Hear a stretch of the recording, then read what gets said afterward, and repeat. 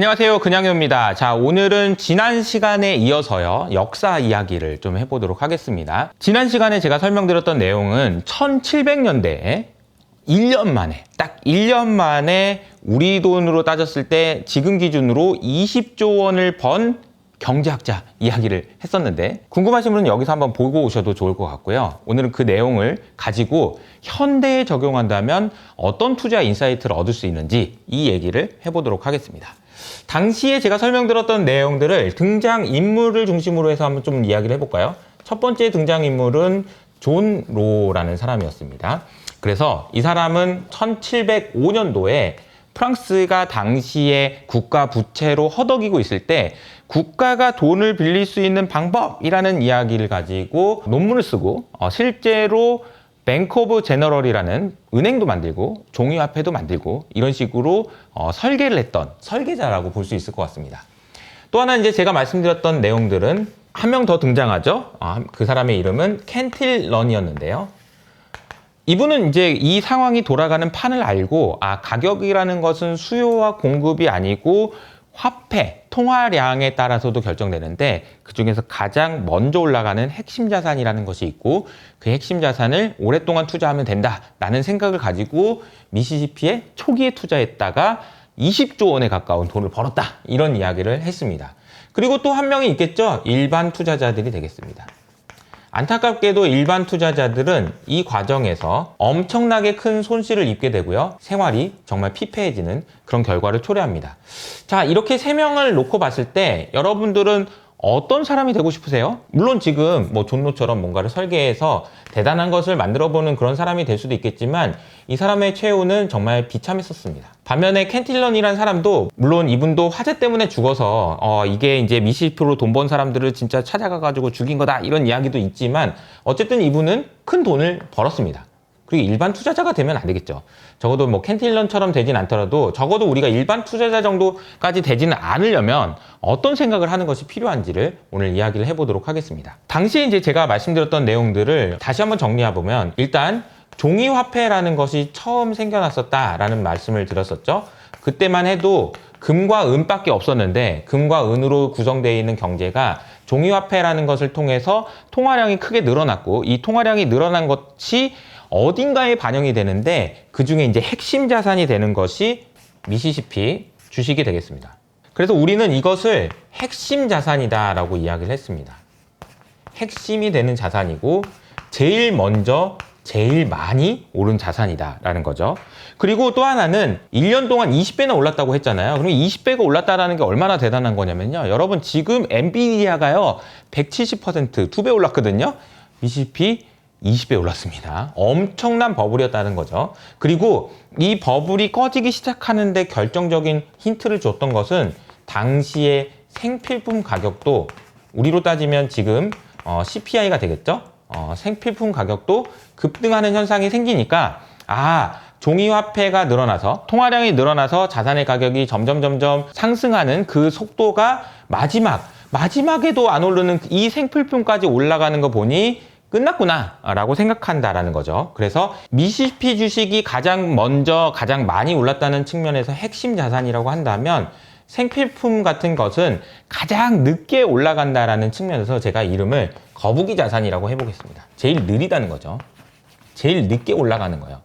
구움 떠가지고 마지막에 올라가는 거죠. 그러면 이 생필품이 올라갈 때까지는 미시시피 주식을 들고 있어야 된다라는 것이 캔틸런처럼 되는데 핵심이다 라고 보시면 되겠습니다. 자, 그러면 지금 시대, 이거는 1700년대잖아요. 그럼 너무 오래된 얘기잖아. 그러면 지금 시대에 지금 시대의 존로는 누구고 캔틸런이 되려면 어떻게 해야 되고, 종이화폐는 뭐고, 미시시피는 뭐고, 생필품이 뭔지 한번 지금 시작을 해보도록 하겠습니다. 잘 보시면 제 생각에는요, 존 로에 해당되는 가장 유사한 사람은 저는 버냉키라고 생각합니다. 2008년 금융위기가 터졌을 때 사실은 미국은 금융위기가 터졌고 미국이 그동안 이끌어왔던 많은 질서들이 깨지기 시작했던 점이 2008년이라고 생각할 수 있을 것 같아요. 왜냐하면 그동안에는 미국 본토에서 이렇게 큰 금융위기가 터진 적은 없었거든요. 금리를 올리면 딴 나라에서 문제가 생길 수는 있어도 미국에서 이렇게 문제가 생긴 적은 없었다는 거죠. 그때 버냉키가 나타나서 무엇을 하는 거죠? 바로 제가 지난 시간에도 설명드렸던 아름다운 디레버리징을 했다라고 말씀드렸잖아요. 자, 이 아름다운 디레버리징이라는 얘기가 역설적으로 들릴 수밖에 없는 이유는요. 디레버리징이라는 것 자체가 굉장히 기분 나쁜 건데 여기다가 아름다운이라는 그런 수식어를 붙이니까 어색하다라고 말씀을 드렸잖아요. 실제로 당시에 어마어마한 부채들이 쏟아져 내리면서 수많은 개인들이 가난해지고 이런 문제들이 생겼는데 이때 버냉키가 생각해낸 방식이 당시에 종이화폐에 비견될 수 있는 것이 있었죠. 바로 QE였습니다. 근데 우리가 이것을 QE를 생각할 때 한편으로 저도 옛날에는 그랬는데요. 이게 그냥 이거 돈 풀기예요 라고만 하잖아요. 그러면 버냉키의 정책이 세상에 미친 영향을 절반만 이해하는 거라고 생각하시면 돼요. 왜냐하면 이게 아름다운 디레버리징이 되기 위해서는요. 한쪽에서는 돈이 흘러다니지 못하게 막아내고 즉 부동산 개인의 부채는 늘어놓은 상태에서 다른 쪽으로 돈을 풀었는데 다른 쪽으로 돈이 가게 만들고 그 돈이 들어간 곳에서 뭔가 새로운 것을 만들어내야 아름다운 디레버리징이 될 수 있다라는 거죠. 그래서 이 QE만 중요한 게 아니고요. 당시에 있었던 모바일 혁명이 정말 너무너무 중요한 일이었다라고 볼 수 있다는 거죠.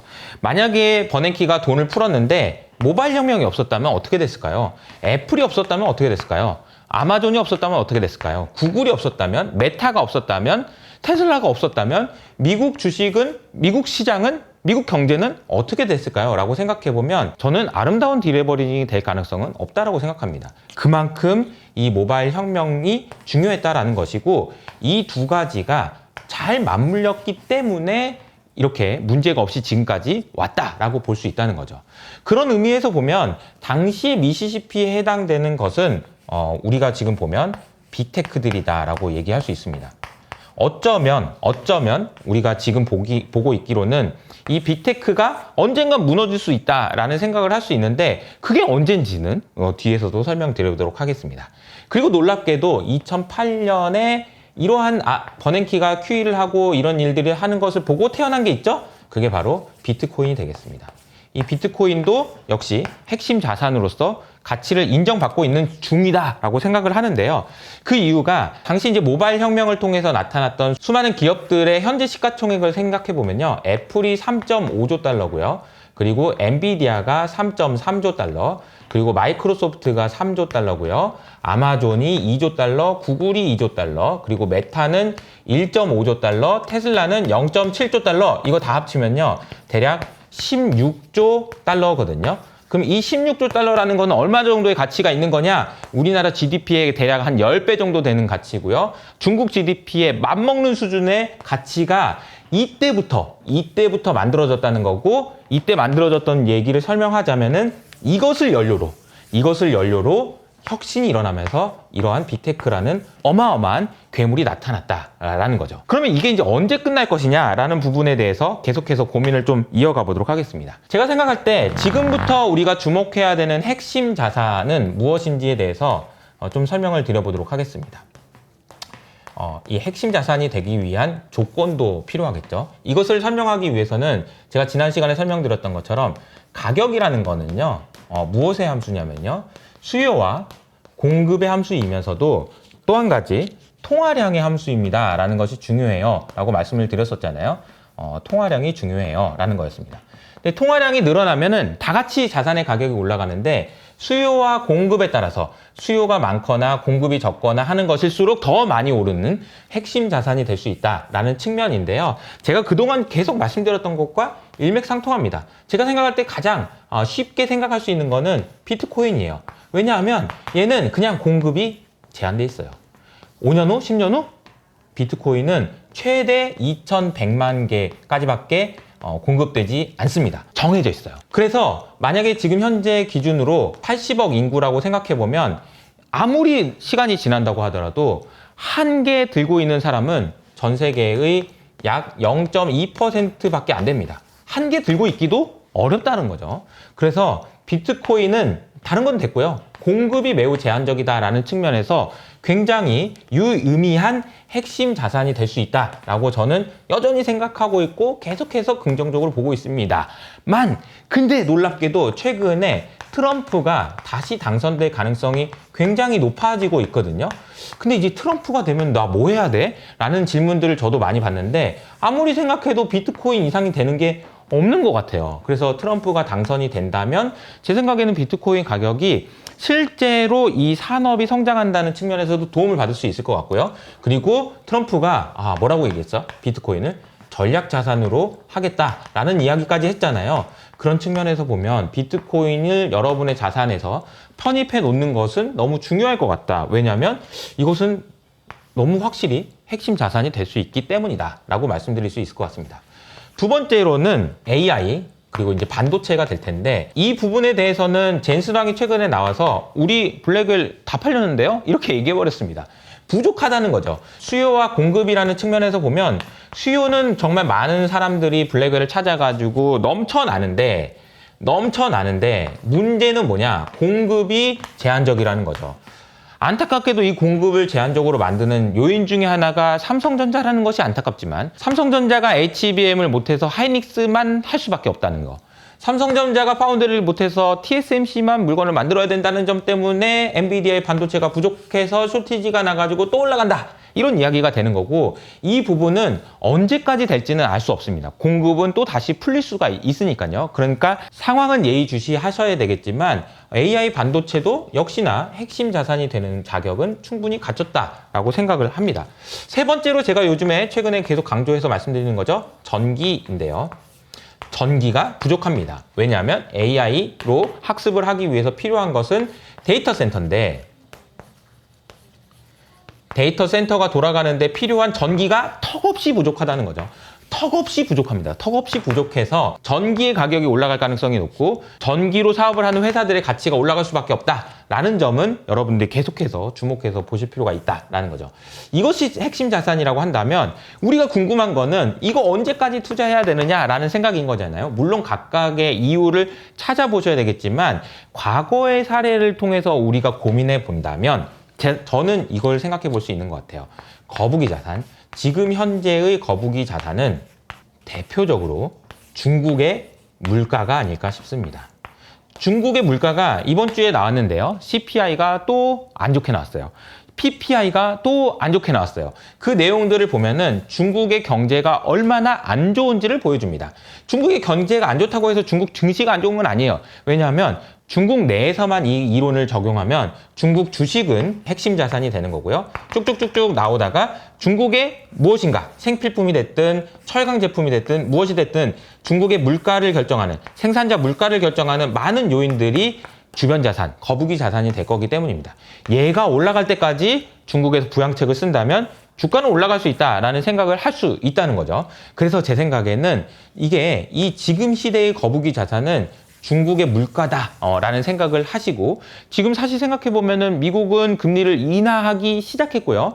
11월 달에 좀 천천히 하든 어쨌든 계속해서 인하를 하긴 할 겁니다. 게다가 미국에서 금리를 인하하니까 중국에서도 대규모 부양책이 나왔잖아요. 다시 한번 종이화폐까지는 아니지만 QE까지는 아니지만 어쨌든 확정적인 통화정책과 재정정책이 계속되고 있는 상황이기 때문에 무엇인가 자산의 가격이 올라가긴 할 텐데 우리가 관심을 가져야 되는 것은 핵심 자산이다. 그래서 제가 생각하는 핵심 자산은 이런 것들이니까 여러분들이 참고하시면 좋을 것 같고 언제까지 갈지에 대해서는 아무도 알 수 없으나 한 가지 힌트를 찾자면 이 거북이 자산이라고 얘기할 수 있는 중국의 물가가 좀 심각하다, 걱정이 될 정도로 오른다라고 한다면 중국에서 부양책도 더 이상 쓸 수 없을 테니까 뭐 미국도 마찬가지고요.